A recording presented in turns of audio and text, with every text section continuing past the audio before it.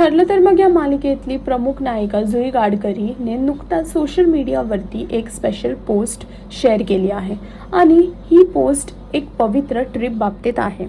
जुई, प्रियंका तेंडुलकर आणि प्राजक्ता दिघे ह्या तिघींनी शेगावला गजानन महाराजांच्या दर्शनासाठी पोहोचले होते। विशेष म्हणजे ह्या ट्रिपची प्लॅनिंग 3 वर्षापासून चालू होती। जुई म्हणली त्यांनी बोलवल्याशिवाय जाणे होतच नाही। रोज 45 मिनिटाची शूटिंग एपिसोड्स आणि 45 डिग्री तापमान असूनही सगळं व्यवस्थित झाले।